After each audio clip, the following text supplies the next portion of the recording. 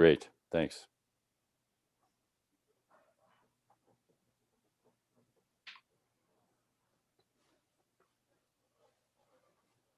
Hello, everybody. Hello, boys and girls. How are you? This is Alejandro Castillo again from the largest city in the world, Mexico City. Today on Tuesday, July 6th of 2021, on this new series called Tokyo Talks. We are talking with very different volleyball personalities around the world. And today is the turn of a very, very special guest, very important people for volleyball. My friend Doug Beal, how are you, Doug? How's everything in Colorado? Everything is great, Alejandro. It's wonderful to be here, and I'm excited to talk about the Olympics. It's of course a favorite topic of mine, and I think it's going to be a great competition. And to move us out of the pandemic, we need something to really look forward to and get excited about. So I'm ready to try to answer some questions and talk about what we think we might see in Tokyo. Thanks a lot, Doug. Well, I know you told me that last year. You are right now working in USA Surfing. Will you be in the Olympics? No, I'm not gonna be in Tokyo, unfortunately. The conditions, I think, for non-athletes and coaches is very limited right now. It's going to be less than a third the number of non-competitors that were in Rio. We used to say 4 years ago. Now it's 5 years ago. I think the restrictions are significant and certainly appropriate to protect the population in Japan. So no, I'm not going to be there, and I hope you don't ask me too many questions about surfing. So. I will talk about volleyball, of course. You're a legend, living legend in volleyball. Thanks for being here, Doug. And well, we 2 weeks ago, VNL has ended in Rimini, a very, very different format of the Nations League or World League Grand Prix. Do you have the opportunity to watch some games? I did. I was able to watch quite a lot, both the men and the women.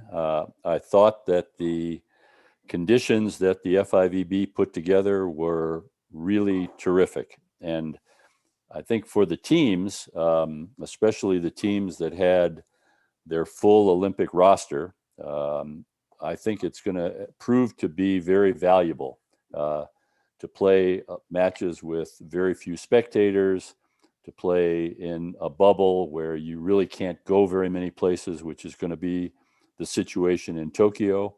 I think is going to prove to be very helpful for those countries who were in Rimini and now are going to be heading to Tokyo very soon. What do you think about the day-by-day competitions? There were no line judgment. There were no ball retrievers, no moppers, no crowds in the stands, of course. But it was different in all point of view, right? Do you think how good do you think these dynamics are good or bad for the future of the game? Yeah, I think the things you're pointing out are really interesting, and on balance, I don't think it affected the level of play very much at all. I think the players adapted quickly. I don't think all of those conditions are going to be the same in Tokyo, but the two main ones, either very limited spectators or perhaps no spectators, and the fact that the athletes are going to basically be sequestered in a very tightly controlled bubble. And the only places they'll be able to go are to training and competition and the village or whatever housing they're in. They won't be able to go to other events. They won't be able to go around the city. No sightseeing. No family members will be there. And so I think it was a great tournament for preparing, again, those teams that chose to have their exact roster that they're going to have in Tokyo in Rimini. I think it was a really good preparation for them. And I applaud the FIVB. I think they did a great job in these really, really difficult times. And during BNL in Rimini, I contacted a few people in Rimini, FIVB commentators, Mark Lebedeau from Australia, Clayton Lucas from England, Dennis Perez, and they told me, "Hey, this is weird because it's a 5-week tournament. We go from the hotel to the venue, back to the hotel, only 2 games by day."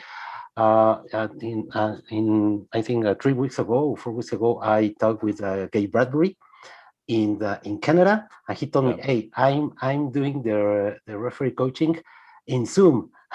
The Willie Perez is not there. I'm not there, so it's a lot different from old volleyball we knew in the past.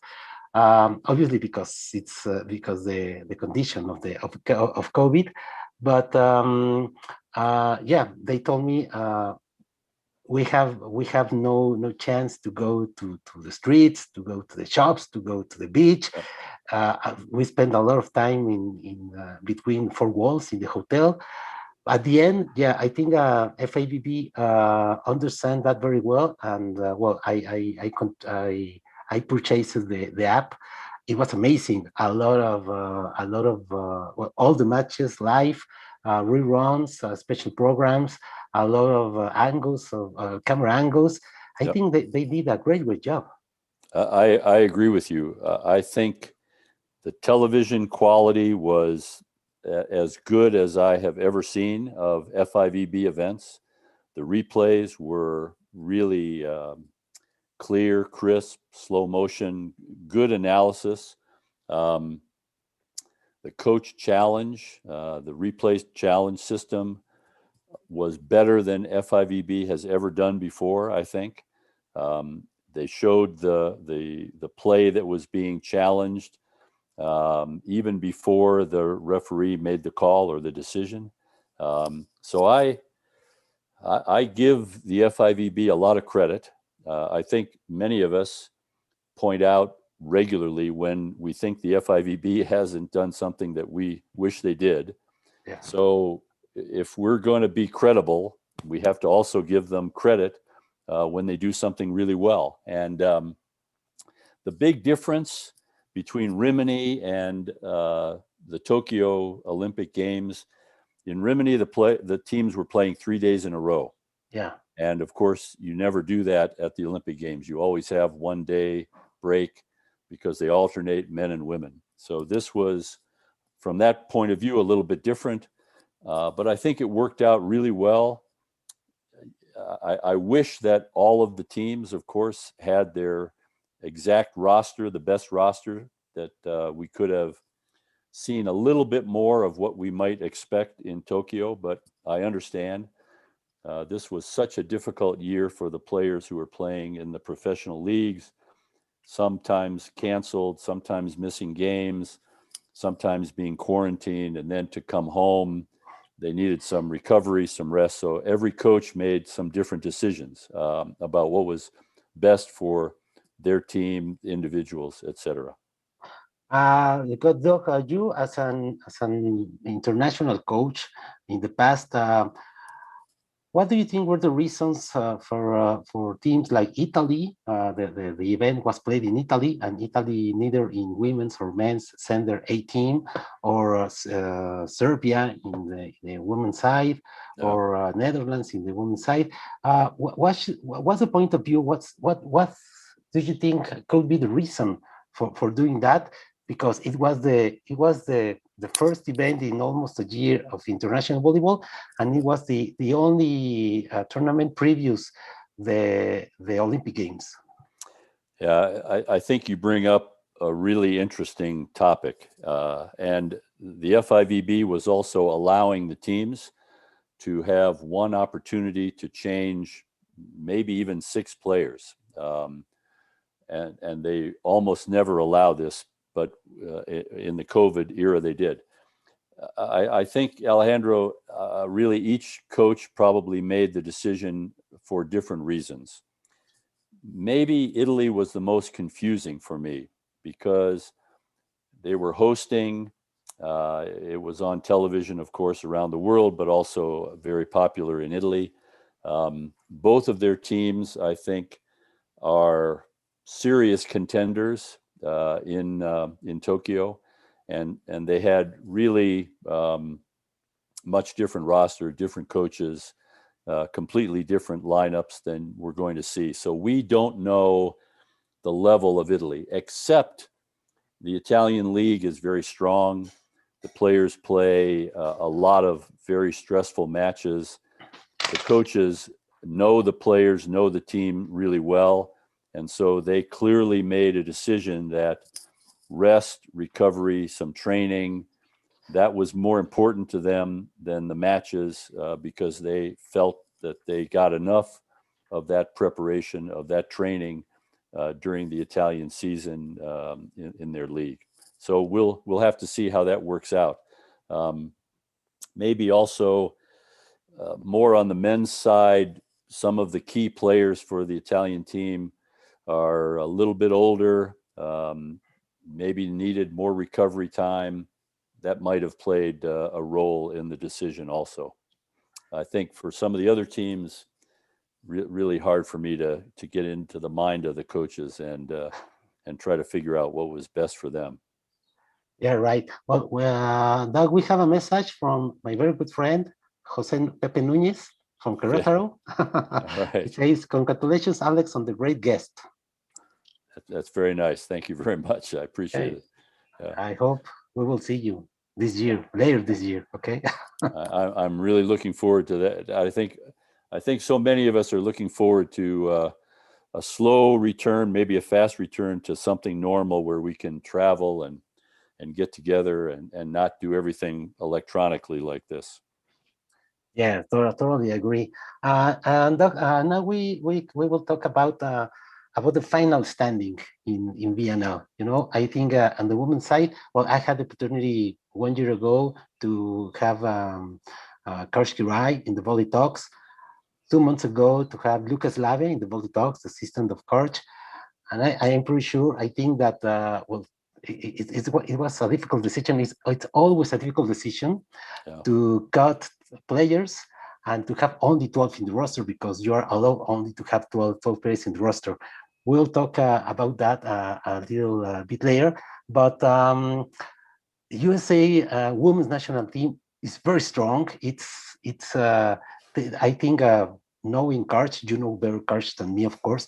He's focused in getting the best result for women's national team, and the best result I think is gold medal. They have very good players, players like Lauren Carolini, like Totori Dixon. They were cut of the team, but I think they're great. And Misha Hancock were in the dream team. Michelle Barshakli, the libero Justine Womorantes. What do you think it's right now in the mind of Karski Rai?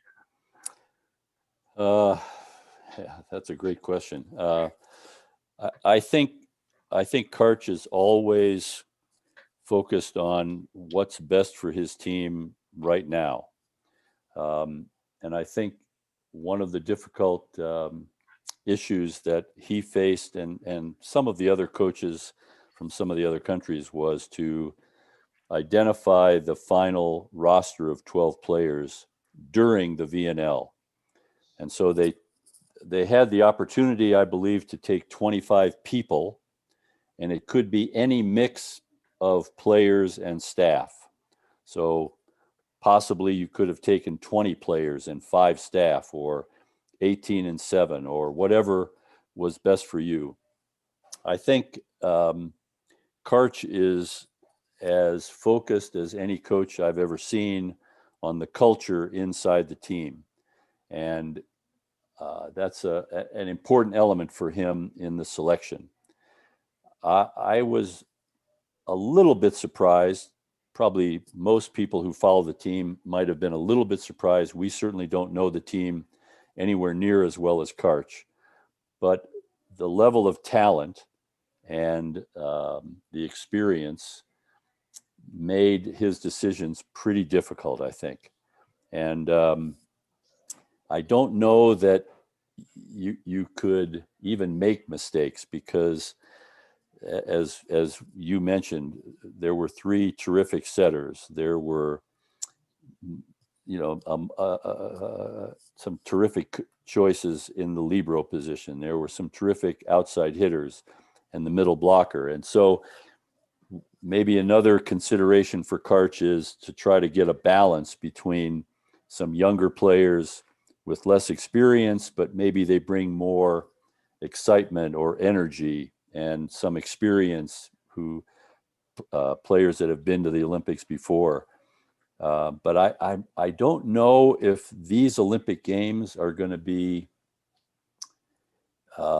requiring as much experience as previous Olympic Games, because of the bubble and the uniqueness of these games. And so the team that he chose, I think, is a wonderful team, and I think he made some great selections. And one of the things I guess I'd remind the people listening is when the U.S. women won the World Championships in 2014, in Italy.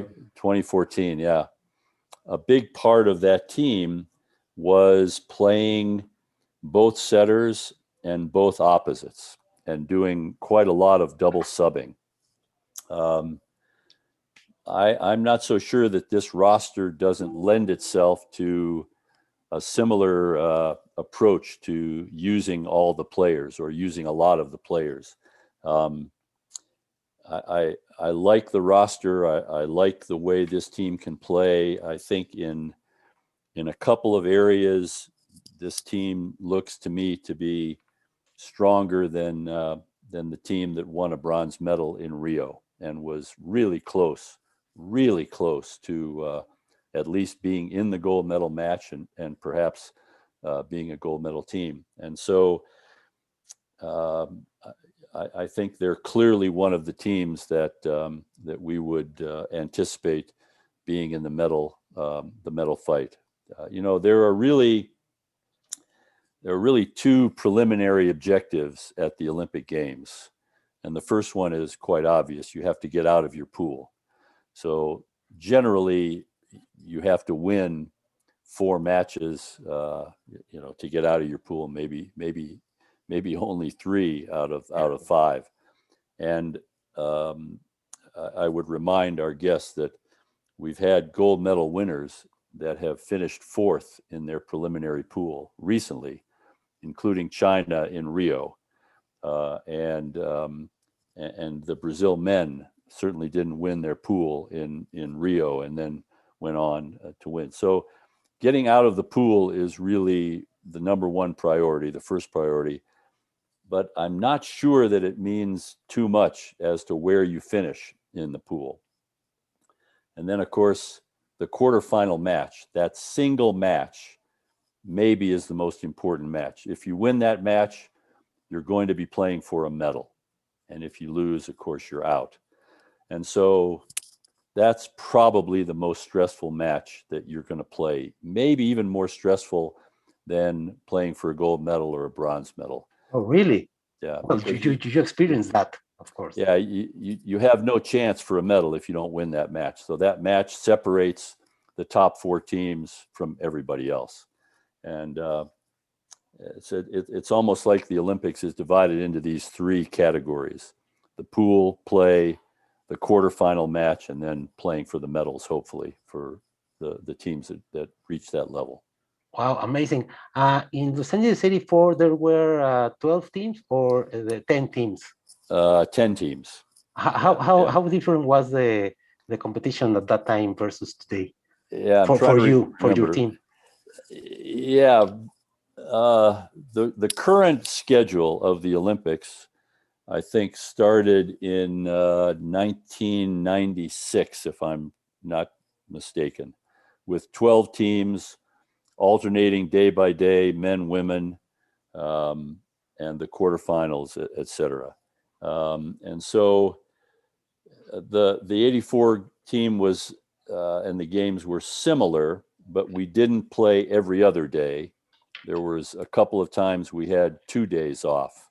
But the volleyball competition and most of the team competitions in the Olympic Games cover a long stretch of time. Yeah. And that becomes a difficult challenge. It's not terribly unique to team sports. The World Championships is similar, World Cup, etc. But living in a village where athletes are frequently finishing their competition before you are. Now in Tokyo, they won't be able to stay around, but sometimes that can be a distraction for the teams that are still competing. So there's a lot of unique parts to the Olympics that a lot of people don't think about. One of the biggest ones for volleyball is this is the only competition where the roster is only 12.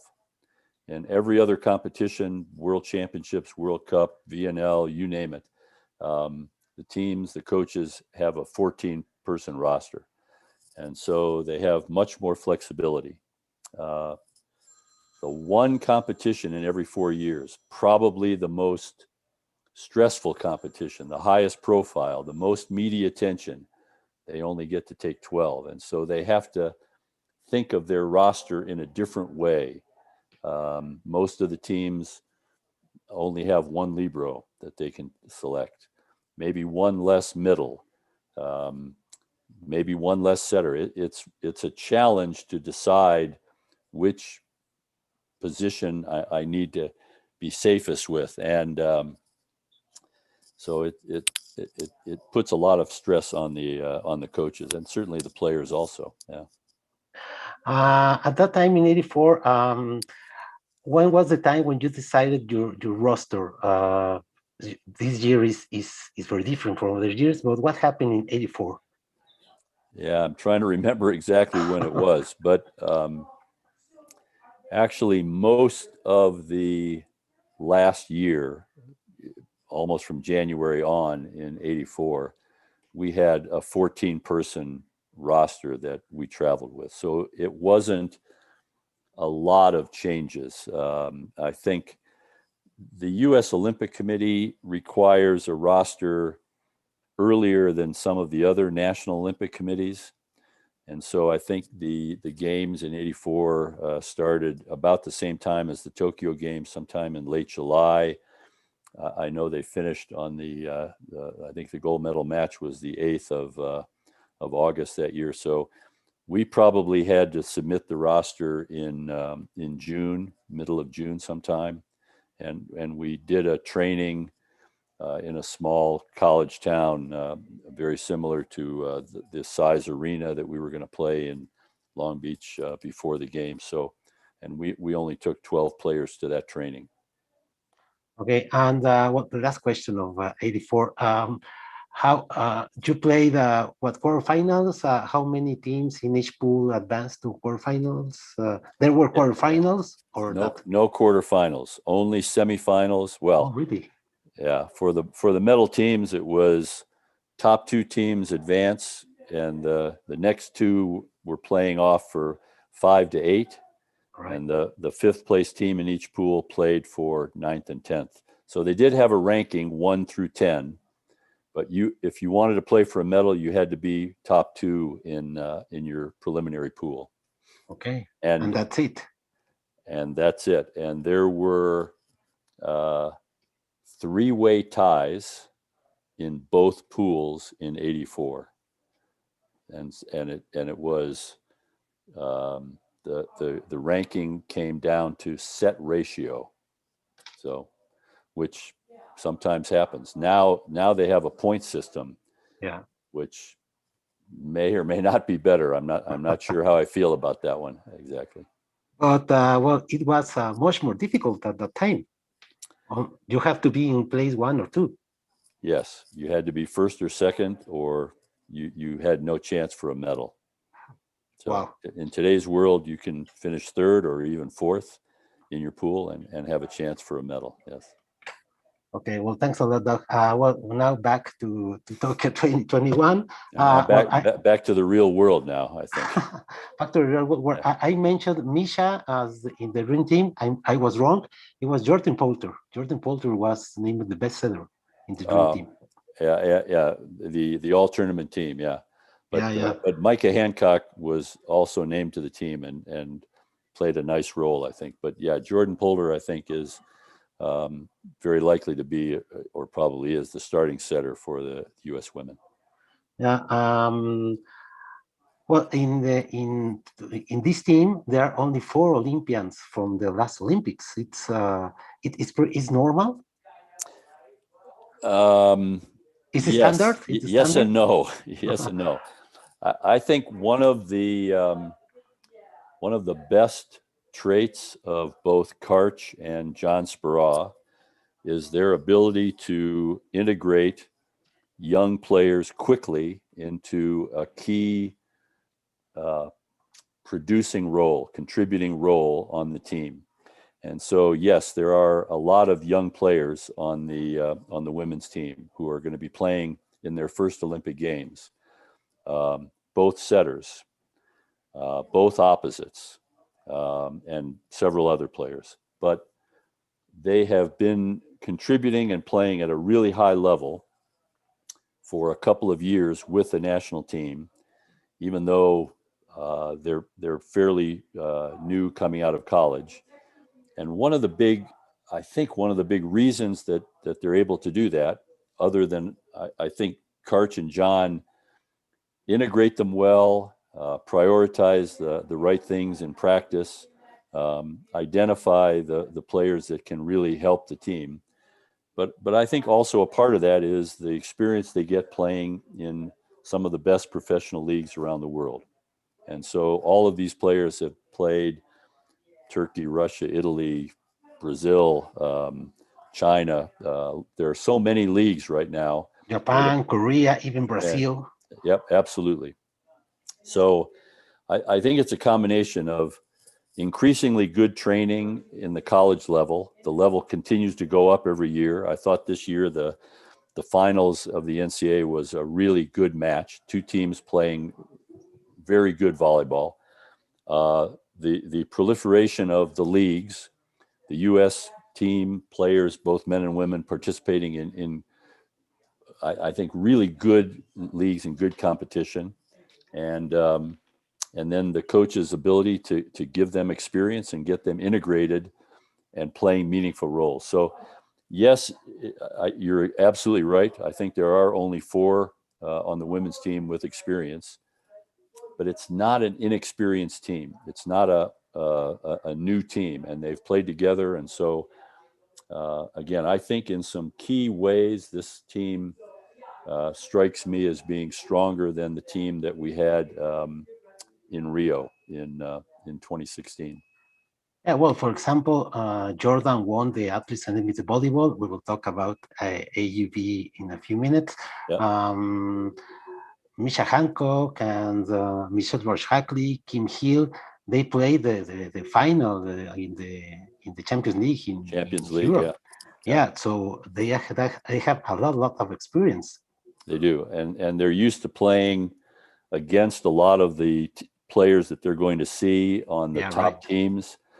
So they're very comfortable. They know the players, and of course, those players know the U.S. players also. But yeah, I like this team a lot. I think Karch and his staff made great decisions, difficult decisions, and certainly you could argue different ways, and I'm sure he's heard plenty of that. That's not going to be my voice.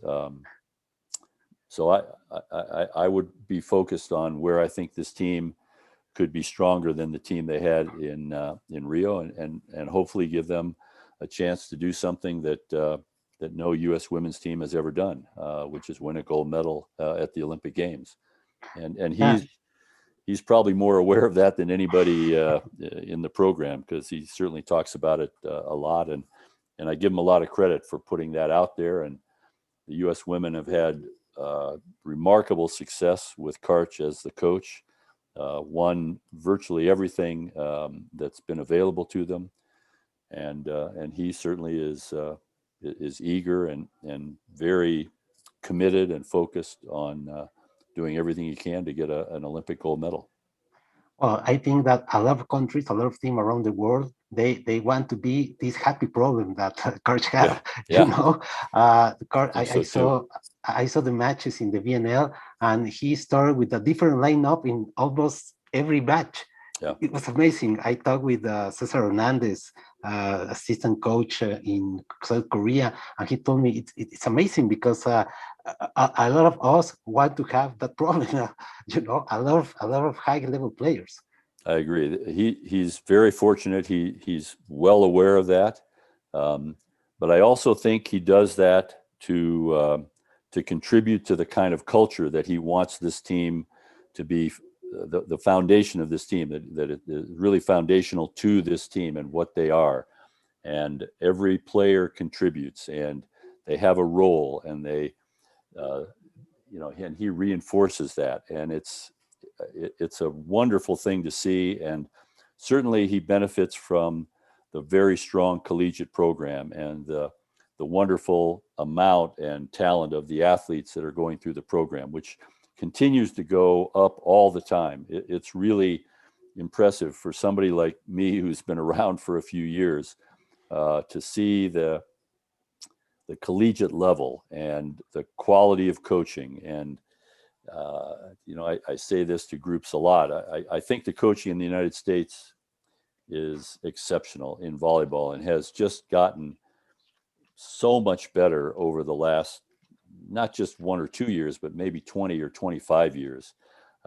We really have I think, a remarkable coaching profession in the United States, and it's not based on a narrow structure or a narrow educational process. It's really based on experience and learning from each other, and the experienced coaches providing feedback and opportunities for young coaches, and just the internal competition that exists within the top leagues of the NCAA. I think you know that quite well. Well, and I think also a very big advantage of NCAA programs is that the international recruiting on the men's side, in the last championship, you have players from Norway, from Bulgaria, Rado Pardunov, the MVP of Hawaii. He will play next season with Serbia's Vojvodina, my friend Slobodan Boškan. David Gardini, the son of Andrea Gardini, and also in the final, in the gold medal match in the women's side, Melanie Parra from Mexico was in the roster for Texas University. So I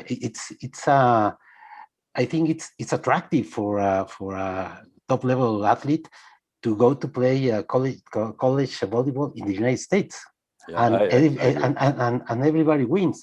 The national player of that team, the college, and also the women's national team of USA, because the level of the competition.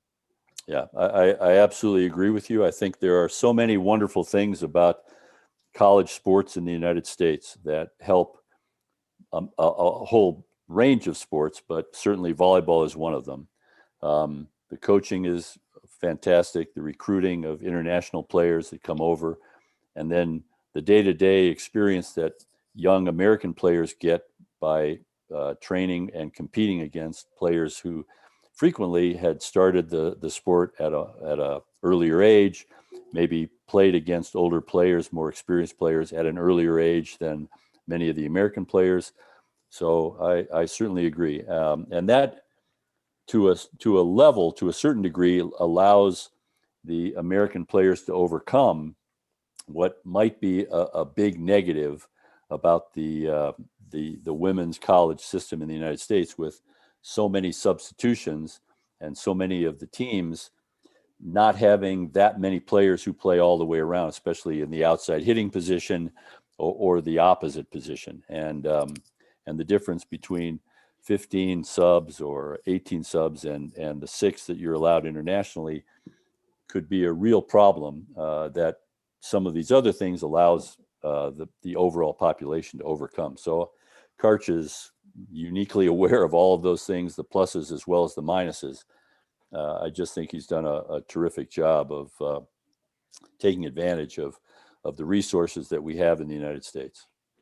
Yeah, right. Well, I have some messages. My very good friend, Joe Campbell from Lone Star region.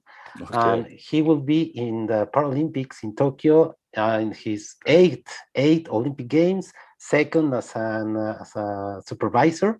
He says, a great job, Doug. He's a good friend, and you know our women's sitting team is the defending gold medal winners from the Paralympics in Rio, and I just think they do a wonderful job. Bill Hammader is a great coach, and they also have some new faces, and we shouldn't forget for sure the success of our women's Paralympic team is pretty special to USA Volleyball and to the overall performance of the sport in our country. Well, by the way, I will have Joe Campbell here in the program in Really? August 16th. That's great. With Christina Ferbach. Mm-hmm. She will be a referee in the Paralympics. That's great. Yeah, I think one of the things I'm as proud of as almost anything when I was at USA Volleyball is to become the national governing body for the Paralympic sport, because relatively few of the national governing bodies take on that responsibility to provide the support and to hire staff and try to really elevate the Paralympic game as best we can. And we've also been able to do that at our adult national championships and certainly some of the junior events. And the more we can expose the game, I think we're going to see a real spike in that discipline's popularity.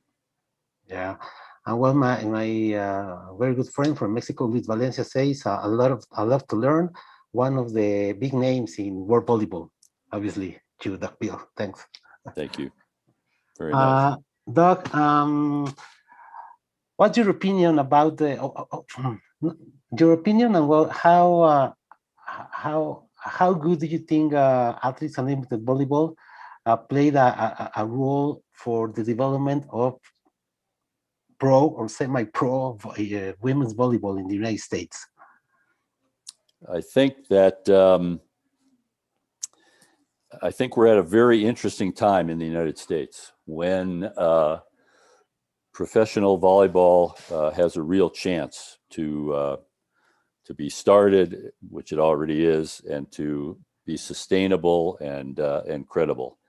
I thought that the Athletes Unlimited League that was held this year did some really wonderful, good things for the sport. They showcased the athletes. I thought the level was quite good. The television was good. The focus on the athletes and making the athletes part of the decision making, quite a significant part of the decision making, was unique. It made a whole bunch of the women who participated much more recognized, and so I'm optimistic that this will not be the ending really, but maybe the jumping off point so that women's professional volleyball, and certainly I hope men's also, can catch on, be well supported, create a platform in this country. I've said this many times in many different groups. I think there are two elements that are missing in our country for volleyball to just explode and jump up 2 or 3 levels in terms of its economic viability, I guess, the commercial viability of the sport. One is sustainable professional leagues. So I think Athletes Unlimited made a great start. I hope they're really committed. I hope they expand. I hope that there's a trajectory that goes in the right direction, and then I think there's no telling where volleyball can go. And of course, the other one, in my view at least, is to add a significant number of of new men's collegiate programs. So we really have a wonderful foundation with men's volleyball, and the number of schools are going up. What we need is for those Division I and Division II schools to go up. And even during the pandemic, we added a number of schools that started new men's volleyball programs. And I can't tell you exactly what that number is or should be for us to make that leap for the sport, but it's not an enormous number. You know, it's maybe 15 or 20. And if they're fully funded, which means with the full complement of allowable scholarships, that would make an enormous change, and it would filter down into high school and junior programs. There has to be a place for those kids to go to play high competitive volleyball. And Division III is exploding.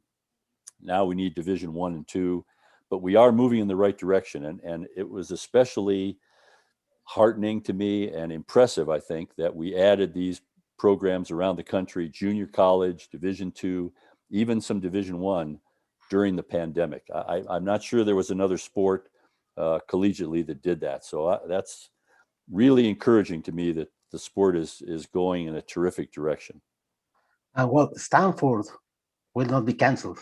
And Stanford came back and didn't cut any of those sports, which of course included men's volleyball. And I think there are schools out there like Stanford which are supporting a full range of sports, including a lot of Olympic sports, which is the part that sometimes we worry about not being supported as much as we'd like them to be. But I think so many things went in a good direction for the sport of volleyball, men, women, beach, different divisions, high school. We've got new states that are sponsoring state boys high school championships. So just a lot of movement in the right direction for the sport broadly.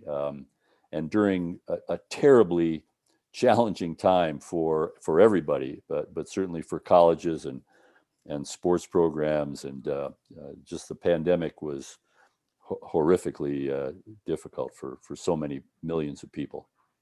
Yeah, right. And well, to close this item of the athletes and the volleyball, I just want to say that the thing that most attract to me is, of course, that the athletes play a leading role in the decisions of the league, and also that I have always think that volleyball is a very ceremonious sport, Yeah. the uniforms and let's introduce the referees. Who cares about who's refereeing the game?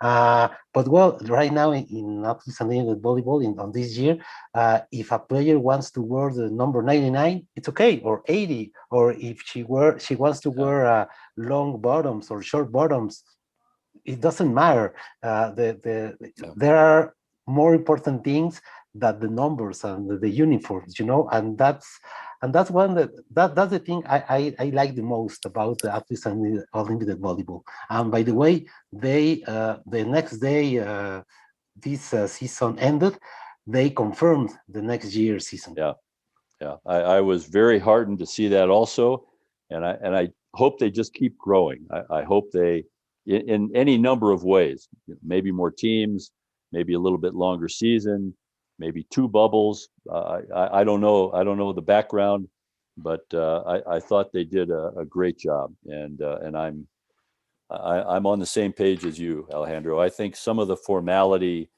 that we've come to accept as part of the sport doesn't have to be there, and I think volleyball has so many elements that fit into the social environment that we're moving toward, or rapidly moving toward. I think it has just a great future. Yeah, well, and also the format that at the end you don't have a winning team, you have a winning player. A lot of purists of volleyball say, "Hey, that's not the spirit of volleyball." But well, at the end, it's an experiment. It was a good experiment to play some fantasy volleyball. Yep. You know, Sure. you in the United States, you are experts in fantasy sport, Yeah. but I think it was very, very entertaining to have this weekly draft, and people Yep. can go vote for their favorite player, and mm, uh, plus points in good actions and less points Right. in wrong actions. I think it was a great, very attractive experiment. Yeah, I agree. I think it was different, novel, exciting. I think the athletes appeared to me to love it. The majority, the level was high, the enthusiasm, the energy, the excitement by the players was really obvious. I think it came through the television in a very positive way. And having a system where every set was important, even if you were losing the first two, the overall number was important. Push the players to play as hard as possible to the very end, and sometimes that can be a problem even in the normal game that we're used to right now. So I liked a lot of it. I as long as they're going to continue to think about it and make improvements, there's always places where they could make improvements, but I give them a really high grade for the first year, especially. It was a terrific success, I think.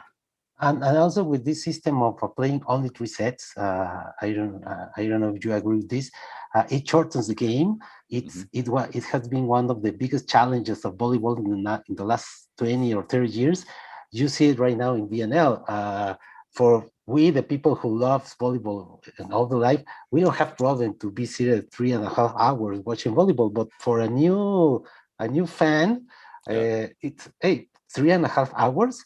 And that is Right. volleyball. I don't know the standard, but maybe it's 1 hour 20, 1 hour, 1 hour and a half, and Yeah. that's pretty amazing.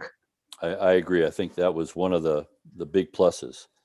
So I thought lots of things they did were very, very good, and I'm hoping it continues. I'm hoping it grows. Uh, I think again the players loved it. The money was attractive enough to get really a good roster on every team, and we have so many women, especially, who are coming out of college and don't want to go overseas, or for some reason aren't maybe finished with school, and so this was uh, maybe a home run, maybe not quite a grand slam, but getting in that range. It was a great effort. Yeah, and I think also it was attractive to have international stars, Betania from Okay. Dominican Republic, Sheila Castro from Castro, yeah, Brazil, a couple of liberals from Puerto Rico. yeah, I agree. It's interesting for the fan base. Yeah, there are so many players who are interested in supporting what happens in the United States to create the market here, and because it'll have such a carryover value around the world. The interest in sports, in what happens in the United States, influences a lot of what happens in the rest of the world. And so I agree with you. Getting some players from outside the United States is really positive. Joe Campbell says, thank you very much for your support with sitting volleyball. Great, Joe doesn't need my help, but it's my pleasure to support him. Well, Doug, let's talk a little about the men's side. Okay. I'm a little surprised about some decisions, but well, I have to understand that Aaron Russell is injured. Thomas Jeske isn't fully recovered, like also Taylor Sander. Matt Anderson didn't play, or he played a little in the past 1 year and a half. Yep.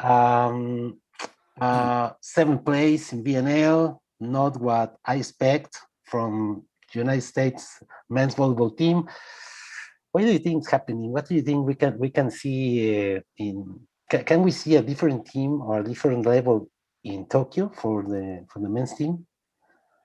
Um, we're definitely going to see a team that John knows better than when he started the VNL, and as I've talk with John a lot, and also plenty of other people close to the team. If the United States is healthy, if Taylor Sander is as close to fully recovered as he can be, if Matt Anderson is healthy, if Thomas Jeske and a couple of others can be at their best or close to their best, then I think this team will fight for a medal. I think it's a really good team. Not having Aaron Russell is certainly an issue. He's one of the better outside hitters, perhaps in the world, and has certainly played a really big role for the U.S. Recently. And so they're going to, in my view, they're going to perhaps need all four of their outside hitters to play big roles for them, and maybe several matches each. And I think you might see some changes in matches to turn things around that need it. But some of the skills are really impressive. TJ DeFalco can play at a really high level and has a nice all-around game. Garrett Muagatatia is surprisingly good at parts of the game that you wouldn't necessarily see that he stands out in. I think Micah is a world-class setter. I think Eric is a world-class libero. Totally agree. So I think they have some tools that didn't come together exactly the way they wanted, perhaps at the VNL. But I also think that John had some more difficult decisions to make, perhaps in some of the other teams, and so he needed to see players that were fighting for a spot on the team. And so I'm not terribly worried about the results. I'm not sure that that's something to focus on as much as if this team is healthy, if this team is as fresh as they would like to be going into Tokyo, then not very many teams are going to be happy about playing them. They're going to be a really dangerous team and could be easily fighting for a medal. We are seeing the pools, Pool A with Japan, Poland, the current world champion, Italy, Canada, Iran, and Venezuela. In the Pool B, Brazil, the champion of the last VNL, USA, Russia, Argentina, France, and Tunisia. Yeah. I think versus Brazil and France, Russia, were strong teams. Which match do you think will be the most challenging for USA? Well, first of all, it's not unusual to have the two pools, one much stronger than another in the games. And certainly the U.S. men and women are in a stronger pool, preliminary pool. But most of the time, that helps. So certainly the U.S. men need to focus on that first objective that I talked about. They have to get out of this pool. Yeah. And really, even Tunisia is not an easy match. There are no gimmies anymore in Olympic volleyball, I think. Certainly on the men's side, no gimmies. Argentina is a really strong team. And Tunisia has qualified in a zone that has more teams that are world-class than they had several Olympics ago in Africa. So I would say the finals of the VNL is pretty indicative on the men's side of perhaps where the top two or three teams are. I think Brazil and Poland are probably playing the best volleyball in the world right now on the men's side. And so the U.S. playing Brazil is going to be a key match. But I think also France, maybe the starting six for France, the starting seven, is as good as any team in the world. And this is a team that has won at a high level, has incredible talent and experience, and so they're right up there as a medal contending team. Russia is a little bit unknown in terms of exactly their roster. Sorry, Doug. Dmitry Musevsky is not going to. I saw that. Yeah, so that changes their team a little bit, but they're certainly they're not lacking for sizable middles. They've got really a couple of really big Polish, Vlasov. Yeah, they're pretty good, and I think maybe Russia's not as consistent as Brazil and Poland right now, but they're going to beat somebody that you might be surprised at.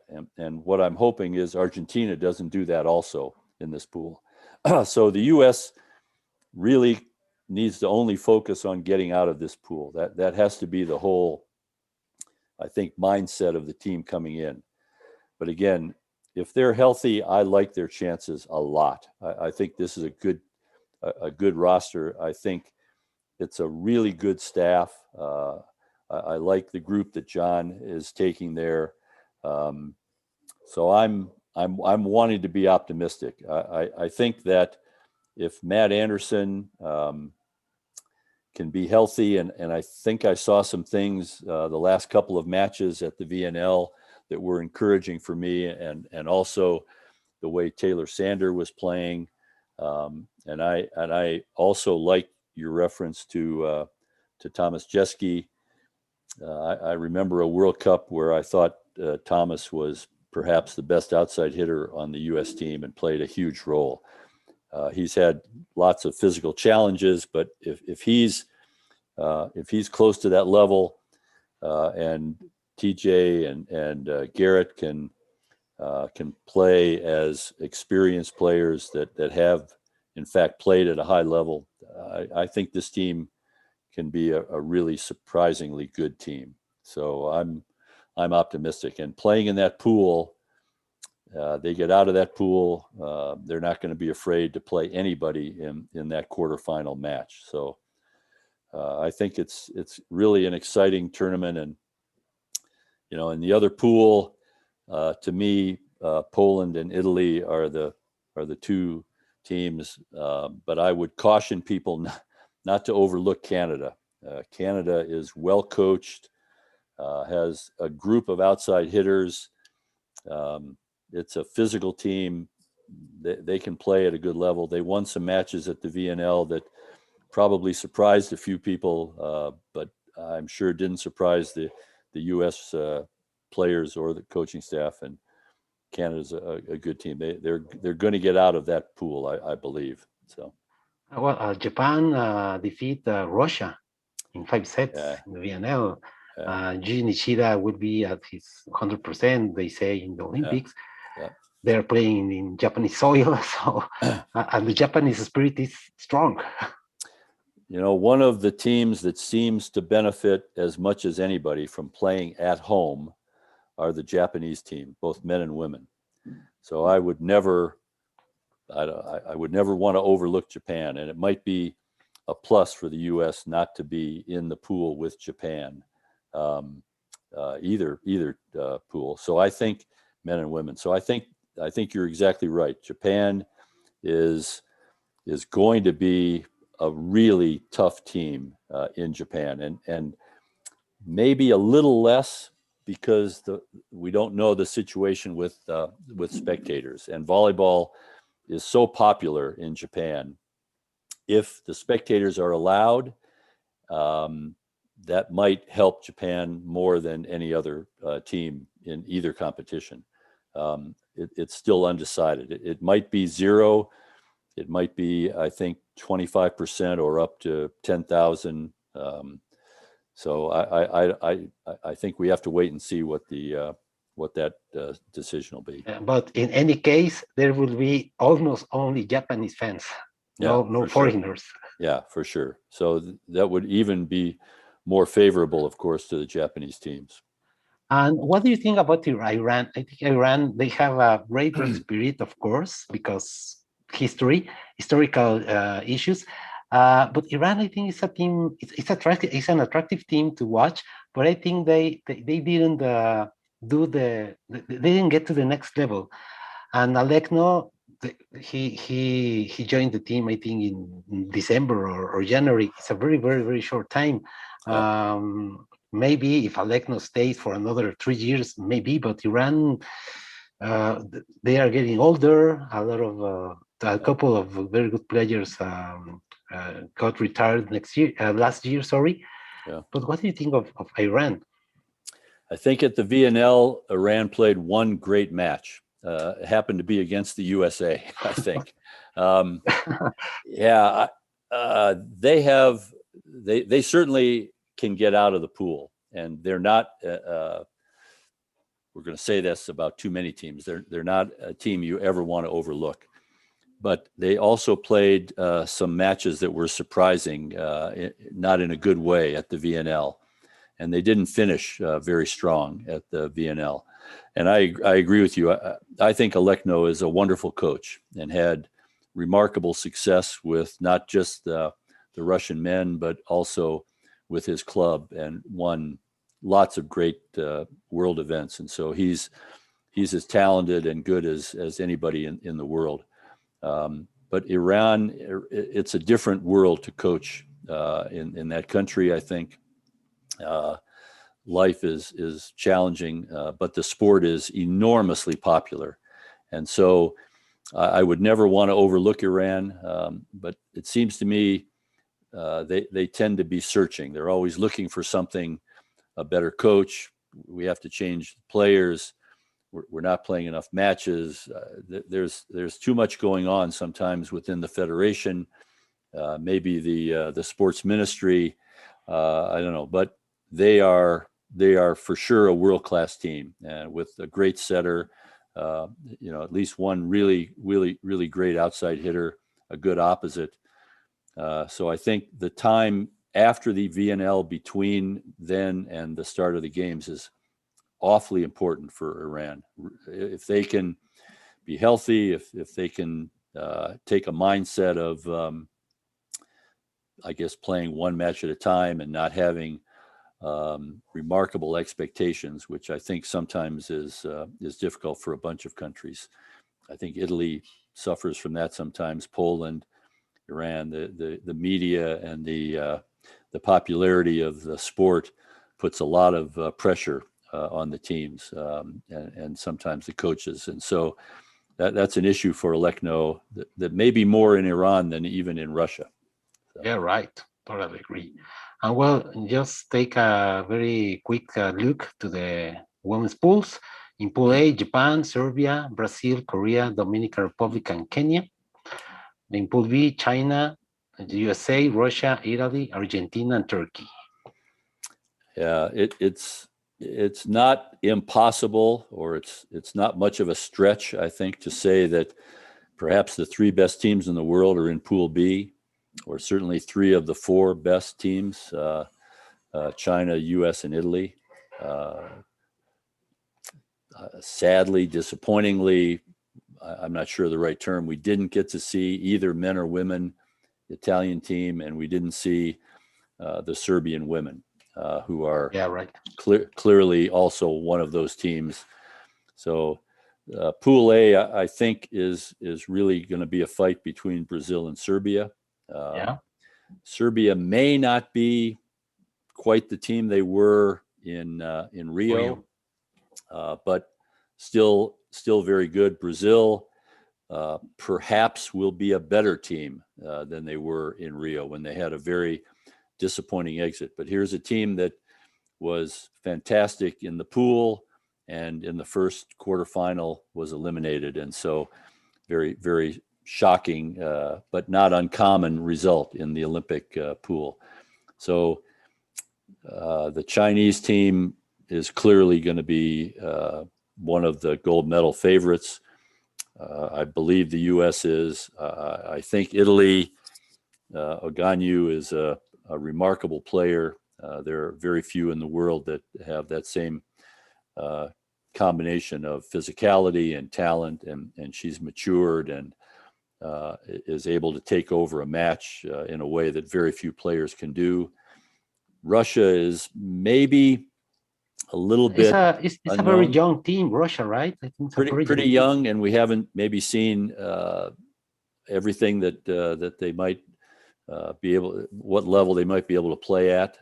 But I think China, U.S., and Italy are probably the best, and Turkey has the ability to be a medal team. Turkey is, for me, a little bit scary to play, and so this pool is really a strong pool.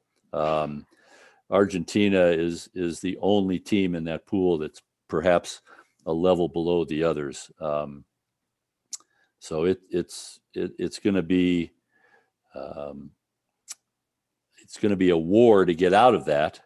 But the teams that do come out of that pool are going to be, it wouldn't surprise me if you see 2 of the 3 medals, and sometimes we've seen all 3 medals come out of the same preliminary pool. So this certainly could be one of those Olympics where that happens. In the other pool, certainly Japan is a difficult team to play. They got 4th place in DNL. Yeah, they did, and I think showed that they can play at this level, and they have been getting better. I think the last couple of years. Korea's good. The Dominican Republic is a physical team that also can be scary. So the women's tournament has really broadened the medal potential teams. It's very much like the men's now, where there are 6 or 7 teams that have the ability to win a medal. And so the level at the top has just gotten closer and terrific. The Olympic volleyball tournaments are just fun. Almost every match has some implication to the ranking in the pool and where teams might be in the crossover. So it's going to be just a lot of fun to watch, and a lot of late nights for the American audience and the North American audience, but just exciting. And of course, we're hoping that the U.S. teams are in there in the medal hunt, and we've established some pretty high expectations for the U.S. also because of some great history we have, and that's great for the teams, and we want those expectations to be high. I will be cheering for USA Volleyball for sure. That's my in short. We get to count on you for sure, I think, and hopefully all the people that are listening to you. Yeah. I read something today, a shocking news that Italy announces the roster. They're only going with one opposite, Paolo Gonu. Yeah, I think they're putting a lot of eggs in that basket. And only time will tell. Yeah, right. Coaches, frequently we talk about physically difficult tournaments. The Olympics is not the most physically demanding tournament. You have the off day, and I think everybody understands how important she is to the team in Italy, and the load that she carried for her club during the club season this year, and some of her matches were just remarkable. And so there again are very few players in the world that can be as dominant in this sport as Iganyu. So I may have made exactly the same decision if I was in that coaching position. And men, I don't know the rest of the roster quite as well, and the other position, maybe they needed another middle, another outside. As I said, selecting 12 only for this tournament, it presents really some difficult choices for the coaches.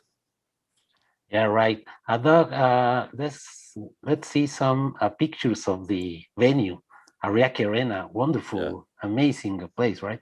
It's a beautiful new arena that is one of the really the few new facilities. I think it's so sad in a way that the games are going to be held without worldwide audience live because the Japanese love the sport.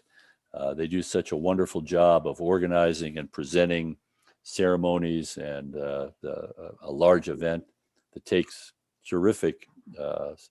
a terrifically sophisticated group to produce, and things I think are going to run as smoothly as they would in any country in the world. But this is a special facility. It's going to be iconic, not just during the Tokyo Games, but I think in the future for volleyball. Which facility has impressed you the most since maybe '84? Oh boy, that's an interesting one. Earth Court was amazing. Which one? Earth Court in London. Yeah, it was. You know, the inside of so many of the venues. I think Brazil was great. Yeah, I think Earl's Court in London was great. Yeah, gosh, you know, one of the great venues for Olympic volleyball was in Mexico City in 1968. Yeah, really an interesting dynamic where the spectators were only on the top level and all looking kind of down at the venue. The 64 venue for volleyball was a unique venue, I think. Munich was an interesting venue for the game. You know, anytime volleyball gets 10 or 15 or plus thousand in a packed stadium, the energy level goes up. It's a wonderful sport in that kind of an environment. And so it's unfortunate that we won't have it, but I think the athletes are so used to that now because they've been playing their clubs and in the VNL with either no spectators or very limited spectators. So, but we're going to be missing out on the big crowds in this beautiful new arena in Tokyo. Yeah, right. Wanna talk something about beach volleyball? Sure. Hey, 4 teams of USA, obviously 2 on the men's side, 2 on the women's side. I'm very excited to watch again the A team, April and Alex, in the Olympics. Very big and nice surprise, Claes and Sponsil, very young team. They made the Olympics in the last tournament in Ostrava. Kerry Walsh didn't make the main draw, so Kerry Walsh couldn't make her 6th Olympics. On the men's side, Phil Dalhouser, the Beast, 41 years, Olympic champion in Beijing, playing with Nick Lucena. And the other team, Taylor Craft with Jake Gibb. I read something that says at 45 years, he's the oldest player in beach or indoor volleyball who has ever played in the Olympics, right? Yeah, I think that's a remarkable accomplishment for Jake, and he's a terrific human being, and he and Taylor, I think, are going to be an exciting team to watch. One of the things that occurs to me, and by no means am I going to want to advertise myself as an expert on beach, but it seems to me that each year the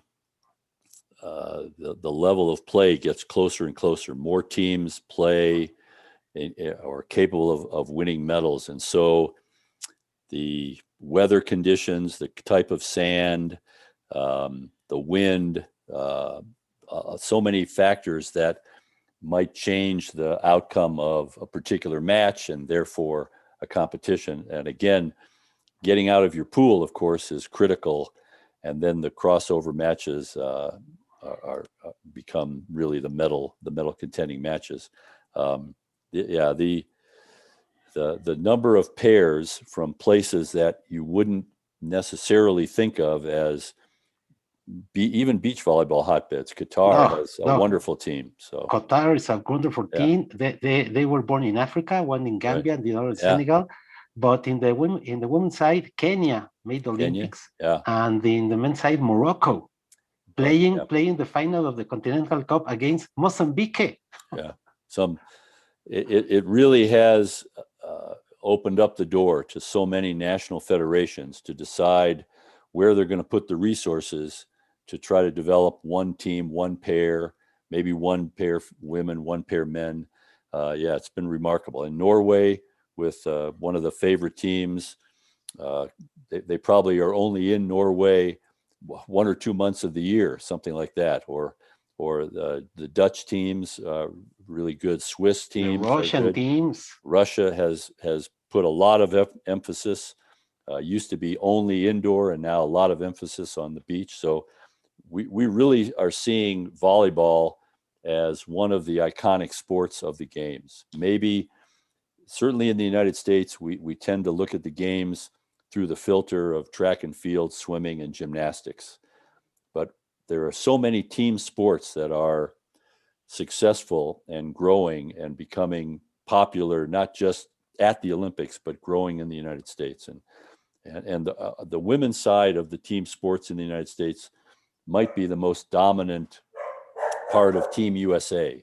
And we win a lot, and Title IX and the growth of women's sports collegiately and the balance of the investment in that side of sports in our country has paid tremendous dividends for us. So it's been really wonderful to see. And of course, I'm focused on volleyball, but it's made volleyball just one of the more popular combined sports with the two disciplines. And when you put the sitting side at the Paralympics together, the U.S. takes a backseat to no one. Two questions about beach volleyball, Doug. Why do you think beach volleyball has been so successful in the Olympic Games? Last year, I had here in the show Randy Stockley, St. Smith, and they told me, hey, in '92, we took by the hand Ruben Acosta and Samaranch. We took them to Almeria to, hey, watch this game. Yeah. And Randy and Sinjin says, hey, at the end of the event, both Samaranch and Acosta said, hey, guys, we have to get this sport on next Olympics in Atlanta. It's the beach, it's the outside activity, outdoor activity, the music. What do you think is the key of the success of beach volleyball? First, I would never undersell the impact of Randy and Sinjin. I'm sure they played a huge role in getting the sport introduced to the decision makers within the IOC. And so I give them lots of credit for that. I think money and eyeballs drive so much of the Olympics. We'd like to think that it's apolitical, but it's anything but apolitical. And so the sports that are attractive to the demographic that the IOC and the sponsors are particularly interested in are always going to have an advantage of being included in the games. And it's verified, or it's substantiated because of the popularity. Beach volleyball is easily, in many of the games since Atlanta in '96, maybe the most popular sport, maybe the most enjoyable. It gets great coverage. It's a party atmosphere at the site. TV loves it. The in arena spectators love it. It just has a fun environment, and it appeals to that age group. And so now you're seeing the sport that I'm connected to now, surfing, I think is going to be really popular in Tokyo. And you've got just a whole range of new sports. The sport climbing is so popular now, and skateboarding, and sports that are trying to move in. 3-on-3 basketball is popular. Rugby sevens. So many sports have disciplines or variations that make them more attractive to a broader segment of the population that isn't only interested in that sport or the traditional side of that sport, but as you said, when we were talking about Athletes Unlimited, just the sport fan or the person that's interested in all sports, but I'm not ready to watch volleyball for 3.5 or 4 hours. Maybe I'd like to watch for an hour. And so things that are short, high energy, very competitive, lots of action, maybe some risk even, can really draw in an audience. So I think we're going to see the Olympics, and certainly the Winter Olympics are no different, are moving in that direction. But beach volleyball it's just a lot of fun, and people can relate to it. The players are easy to identify. Lots of people have experience of going out and recreationally playing volleyball, maybe on the grass, maybe at a picnic or some environment on the sand. So they have a connection that they might not have to the indoor game. And lots of people play basketball just by themselves to go shoot a ball at a hoop outside in a park or in a playground. And so maybe they play 2-on-2 or 3-on-3, and they don't play 5-on-5. And so I think that's a trend that's going to be hard to stop, in my view. Okay, and what are your odds for USA teams in beach volleyball? Yeah, I think we have a really good chance at some medals. Absolutely, Ross and Alex have proven that they're at the top of the world, the equal of any team. And recently, as you said, Claes and Sponsel had a finish that was probably surprising to almost everybody, including they were gold in they got gold in Sochi, Russia. Yeah, the last two events. They're playing now, I think, in the event Gstaad, in Gstaad, Switzerland. yeah. So I think we have some medal potential, and it's just so hard to predict in that sport right now with the level playing field and teams coming from so many different areas. But I know lots of people way more expert than I am in Rio talked to me about matches that were determined by a windy day, that if the match had been played the day before, maybe the outcome would have been different. Or if it rains. I remember the finals in Beijing.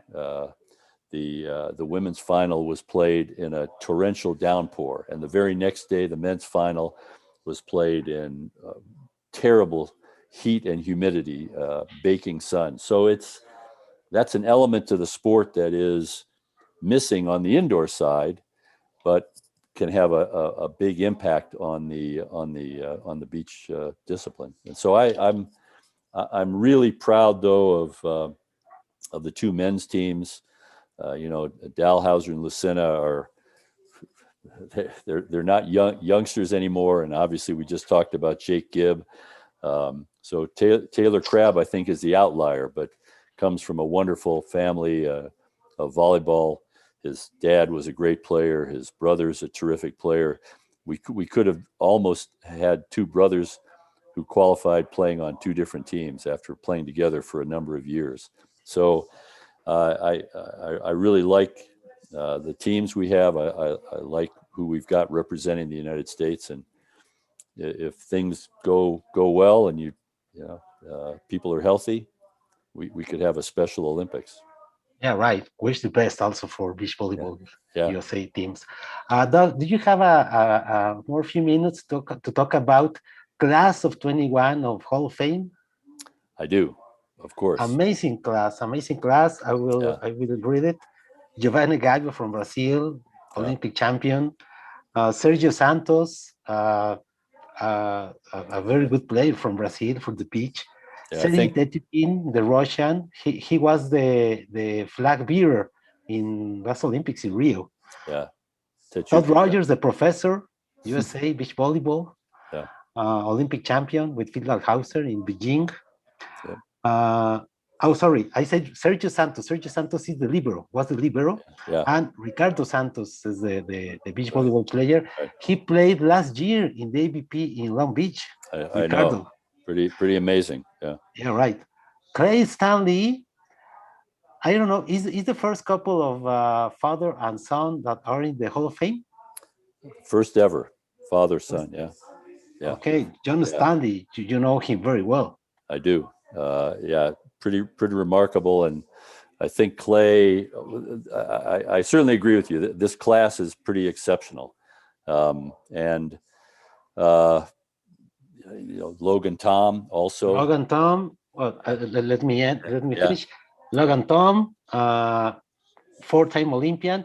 I watched him 2 months ago she was the head coach of the Israeli team in the European classifying. Thais Maria Agüero, this amazing setter from Cuba. Yeah. And Andre Meyer, a long time CEB president. That's right. What a class, Doug. Yeah, I think I've tried to stay as connected as I can to the Hall of Fame. I think it's an important organization for worldwide volleyball. And like every other organization, or almost every, there couldn't be an induction in 2020. And so we're kind of catching up a little bit in 21. But I agree. It's kind of this class a little bit Brazil, USA dominated, but the accolades and the accomplishments are hard to argue with, I think. And so it's a wonderful class. I hope it gets the exposure that these people deserve. It's going to be, I believe, October 18, 19, I think, in Holyoke. 15 and 16. 15, 16, sorry. And people should, if they have a chance to get there, it's one of the events that just attracts me like no other event, because the emotion of almost all the inductees when they realize the group that they're being inducted into, and that they were voted on by former inductees, the emotions are really something special to see, and the impact on the athletes, the coaches, the people that have been there, it crowns in most cases their career. So I'm very much looking forward to going. I think we're making efforts with the hall to get the International Federation, the FIVB, to be really a partner and get involved in the support, because it's a beautiful facility, but it could be so much better. This sport really deserves it, I think, to be showcased around the world with the history that it has, the remarkable athletes, the coaches, the administrators who have really brought volleyball up to this world level and made it one of the most popular sports in the world. Yeah, totally agree with you. Are you part of the board, right? I am, and I'm wonderfully proud to be a part. We have a formal board, and then we have kind of an advisory board. I'm much more on the advisory board, but yeah, the history of our sport deserves to be showcased. It deserves to have the individuals known and promoted, and people to really understand the quality of the people as well as their athletic accomplishments. It's pretty special. So, but at this day, how many inductees have the Hall of Fame? I think we're over 100 now. Over 100. Yeah, over 100, and from more than 25 countries, I believe. This is really a worldwide sport. I think only soccer, football, whatever you call it, volleyball, maybe even much more than basketball, are played in every part of the world. Men, women, beach, indoor, grass, snow volley is now becoming more popular. So I think the Hall of Fame is something that we all ought to support, get behind, and certainly give these individuals, these remarkable individuals, the exposure and the accolades that they deserve. Is there a limit of every year class? This class, the class of this year is 9 people, or no limit? There's really no exact limit. We're looking at perhaps splitting the induction to maybe a group that what we would call the historical, or the the old timers group, like baseball does in the United States, because or football does, NFL football, does. yeah. There just aren't as many people anymore who have the firsthand knowledge of when the sport was in the 50s and 60s, and the accomplishments of these people. And there are so many unique and remarkable stories about our sport. World championships that was played entirely outside, and I'm guessing very few people listening to this or knowing about this broadcast know that the very first women's team sport in the Olympics was volleyball in Tokyo in 1964. So it was the first year for volleyball, men and women, as a sport, but it was the first team sport ever in the history of the Olympics for women. And so Wow. there are so many things about our sport that are special and unique. And the I Hall of remember, Fame sorry, Doc. I remember yeah. I saw pictures a few years ago of the first World Championships, both men and women's. The men's, I think, were played in Soviet Union, I think and so the too. women's in Czech Republic, I think. Yeah. They were played at outdoor. Outdoor. That's right. The They, floor was not wood, no, maybe was dirt. sand, dirt. Yeah, Sand, hard packed. Yeah. The referees were seated in a chair. Yeah.